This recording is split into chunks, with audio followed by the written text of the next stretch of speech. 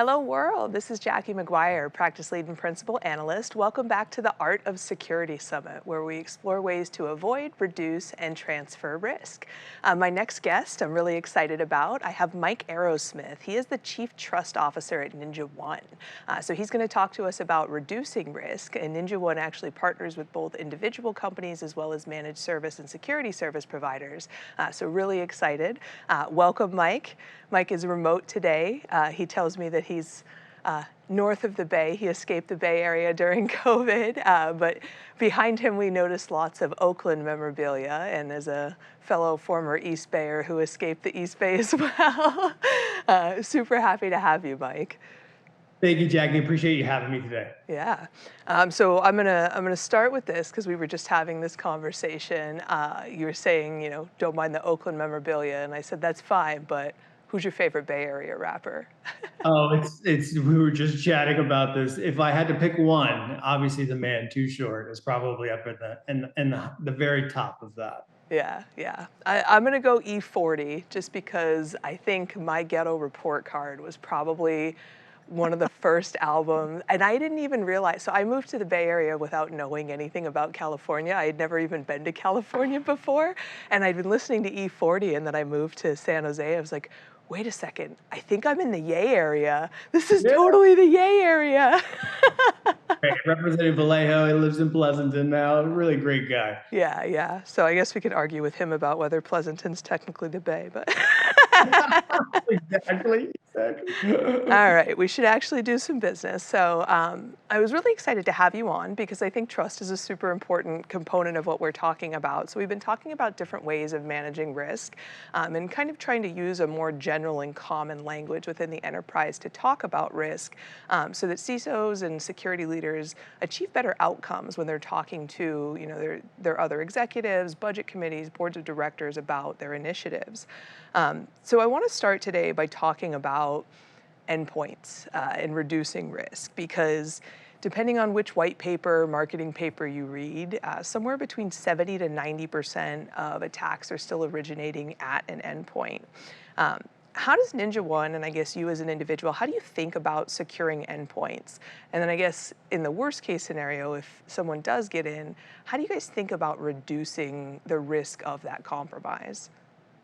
Great question. Something I think about probably on an hourly basis here at NinjaOne. And actually, given my career, the endpoint predominantly is the number one vector that we're going to see organizations compromised on. And really because of the interaction those endpoints have with individuals. We don't ever like to think of people being the weak link in organizations, but the reality is people are that weak link.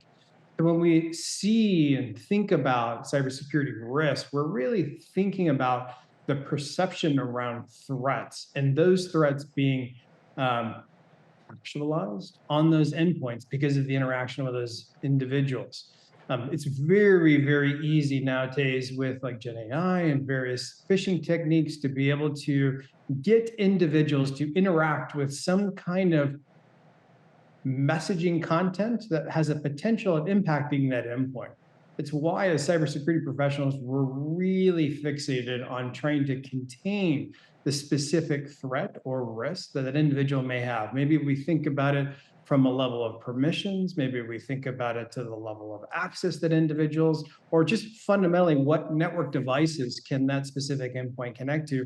All of that computes into this risk conversation that we think about, and ultimately how we try to mitigate or reduce that perception around whatever threat may be posed by that endpoint. So we think about this on an hourly, daily perspective. Really, from our perspective, being a products company, we are providing these tools for our customers to be able to mitigate the same level within their customer base or their employee base. And it's an interesting point you bring up about employees. And I know I look very young, but I'm old enough to remember a time before cell phones in the enterprise. Remember when they first showed up, it was like only the very, very high-end account executives had BlackBerries. I remember when, if you had a phone, it was provided by your employer. And it seems like virtually overnight, we shifted to remote work. And I think, obviously the pandemic accelerated this, but it had already kind of started. And the whole concept of bring your own device to me has always been really sketchy because now you have all of these unsecured endpoints and all of these people working remotely, so you really don't have the same kind of sanitized environment that you used to. And really, for me, that means the attack surface is everything, right? Everything is connected to an employee's router at home, from their thermostat to their coffee maker and things like that. And so that's somewhat overwhelming because the attack surface is everything. NinjaOne helps provide a whole bunch of tools that manage everything, right? But one of the things I find that security teams fall into the trap of is buying a Swiss Army knife and then they don't know what to use first. They don't know what tool to use first. They don't know what to cut with it first. So are there things that stick out to you as you're kind of rolling out within customers that are easy, like low-hanging fruit, like things that are fairly often that you find that are the first couple really impactful places to start rather than trying to start with everything? It's really a great point. We see this pitfall in a lot of acquisition of technologies like NinjaOne, but even past lives with other software companies, we see this same kind of scenario playing out. What we can today offer our customers is a wealth of resources. We have a best world-class customer support group that can absolutely help all of our customers with any kind of day-to-day challenges. But we also have a whole group of solution engineers, solution architects that could really get to the bottom of how that customer's operation is really being ran, or maybe even forward thinking what is a preference or a desired outcome for leveraging a tool or technology like Ninja.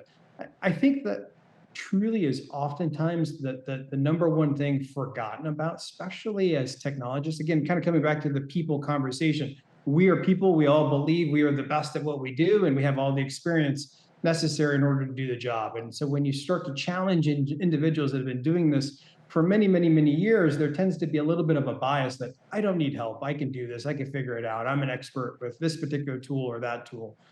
And I think what we come back to this scenario of remote work, extended boundaries with bringing in all of these various different types of devices, you start to really stretch the expertise. And by leveraging all of the tools around you to come up with a thesis, a game plan of how you want to be able to deploy the software, what are those objectives, what are those milestones that will really set me up for success, is really what we are all about here at NinjaOne, being able to provide our customers every tool, every resource. We've got a tremendous wealth of a knowledge base that customers can look at, very pinpointed solutions, but then also jump on a phone and be able to just kind of talk about what if scenarios. So oftentimes, my number one recommendation is to use the vendor for all of the resources that are included in your subscription, and then also potentially look for opportunities to extend those solutions into something maybe of a consultation, something very light, doesn't have to be very expensive, doesn't have to be overwhelming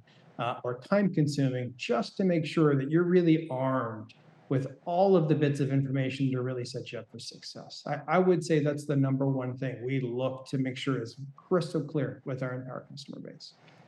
Yeah, I would have to, one of the things I think is a recurring theme with a lot of security teams is a reluctance to work with professional services, I think. And it's one of those things that I find when companies don't spend enough on professional services, they end up mired in support tickets. Because if I can't make it work, it must be broken. It can't be that I couldn't make it work. So I think that's a really good point, is that many vendors provide a lot of resources for you in the form of professional services, consultations, and a lot more customers should probably be taking advantage of that.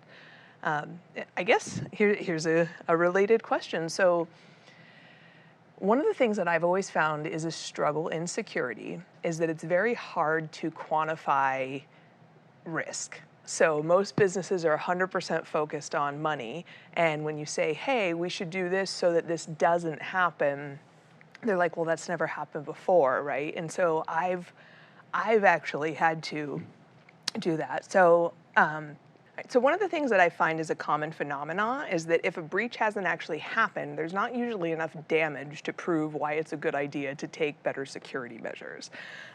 So you get great customer feedback, at least according to Reddit, which is one of my my Bibles for things that are true.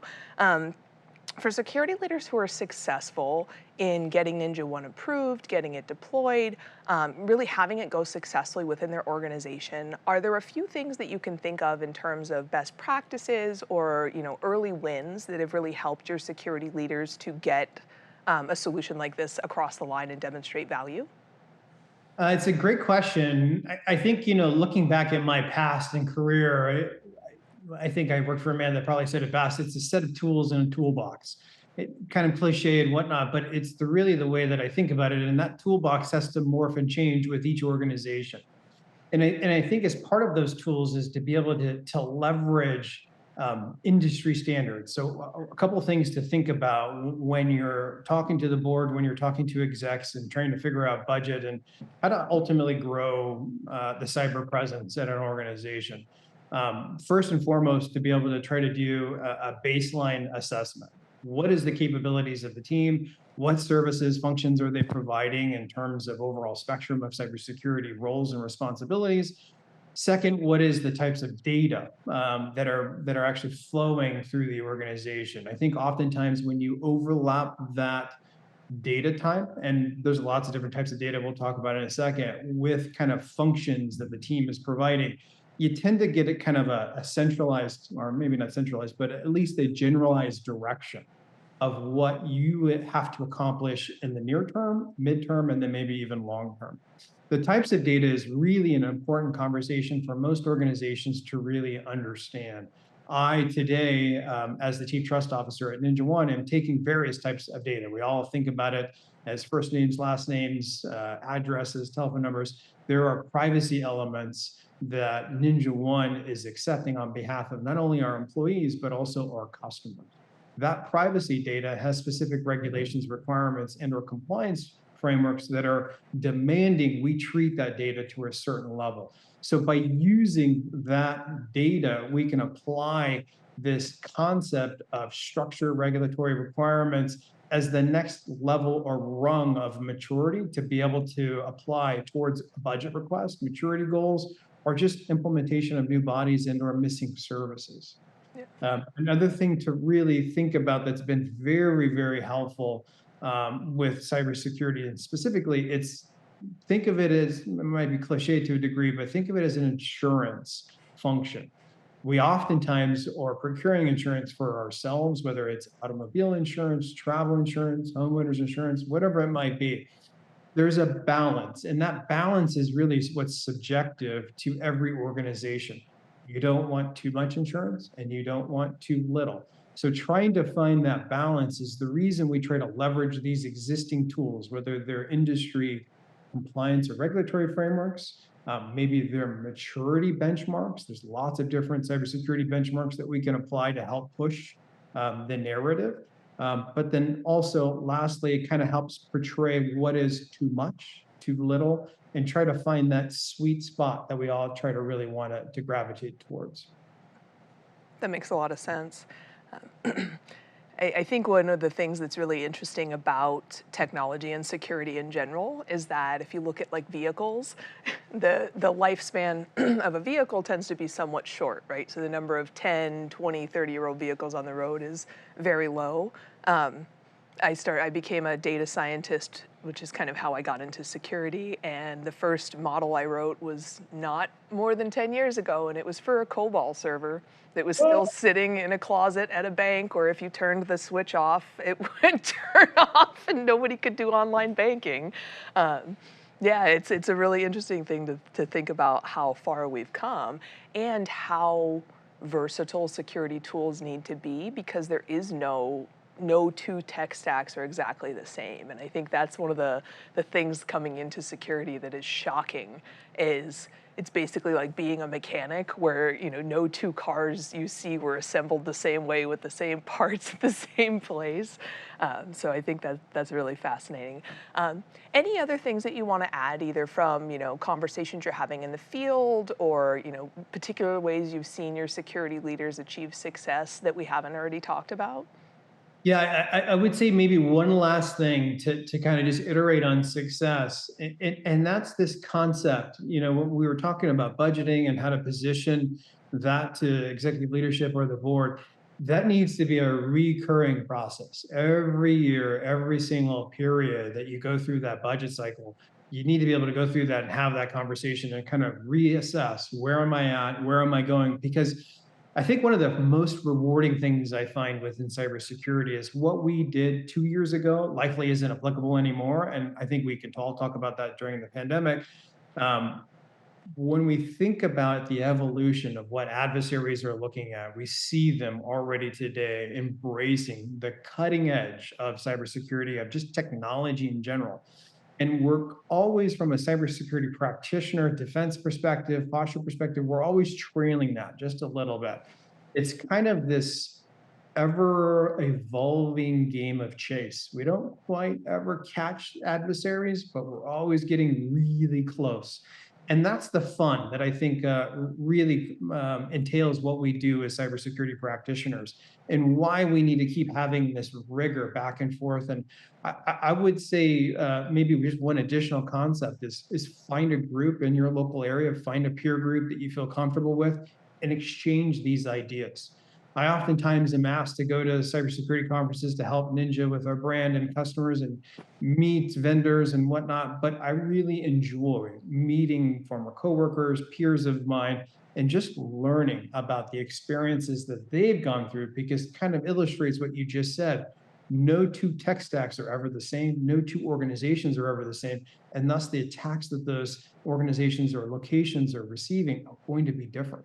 There will be a wealth of knowledge that is shared and really exposed if we start to tear down a lot of these maybe bias or barriers that we felt specifically in the cybersecurity industry. I think John Strand said it the best maybe a few years ago, one of the last Derby cons. Cybersecurity is one of those unique roles in that we're oftentimes rewarded for the skills and aptitude that we can bring to the organization. And because of that, it builds this kind of competitive kind of perception, maybe a little bit of a bias. And the more we could tear that down, the more we could share information amongst each other, I think the better we are going to be to defend against these adversarial type of.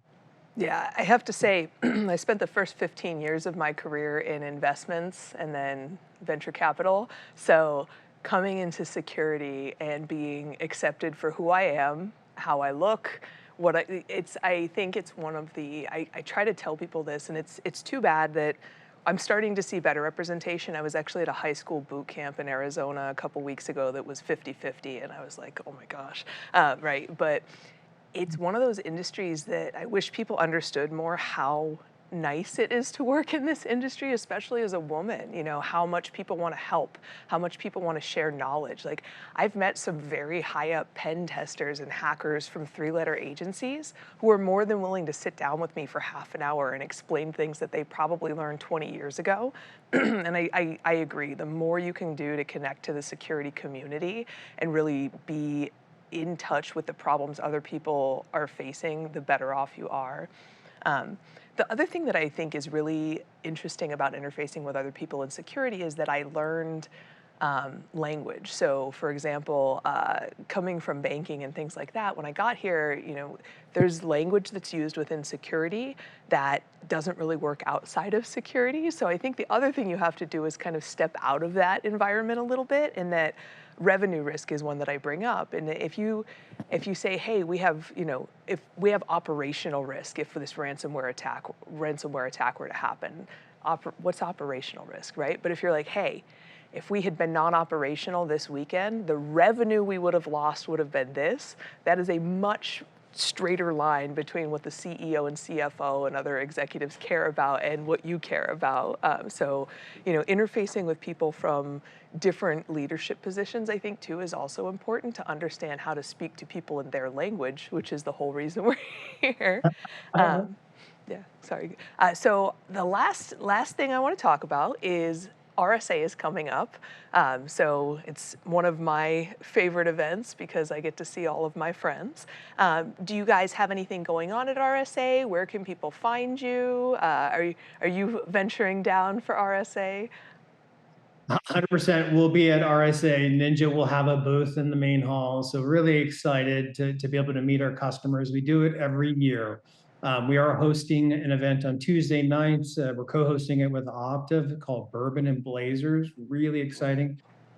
Get fitted with a custom blazer, have a few cocktails, enjoy some good conversations with some like-minded individuals. Encourage anybody and everyone to attend if possible. So it is a really great opportunity in the West Coast to be able to meet a lot of senior leaders. A lot of VC folks will be there, but also a lot of customers, just folks that are generally looking to improve their security posture. So it's a lot of fun. Highly encourage everybody that's close or nearby to attend. It's always a great event. Yeah, and I know it can be cost prohibitive for some people, but even if you can't afford a pass to the actual conference, it's probably worth just hanging out around Moscone for the couple days because the parties are also pretty decent. All right. Unless you have any other thoughts, Mike, I really, really appreciate the time, and I think we're going to see you again because we actually are going to talk about transferring risk in a little while. But for now, I would just like to thank you. Any closing thoughts? Any other thoughts on risk? Really appreciate the time today. Again, think of the way I think about risk is that perceived threat. And so again, the more folks that are fixated, and again, I think you brought up a really good point of how to interpret that for the audience that resonates with them. As leaders, as individuals, we all have to find that common language, that common denominator that we can be able to express that same concern. And so that's what I would leave you on is really appreciate that anecdote. I'm going to steal that and be able to leverage that operational risk. Absolutely love that. So thank you again, Jackie, for the time. I appreciate it. Yeah, thank you, Mike. All right, we will be back in just a few with a few more tactics for reducing risk, and stay tuned for later when we move on to talk about transferring risk. I'm Jackie McGuire, Principal Analyst and Practice Lead at theCUBE.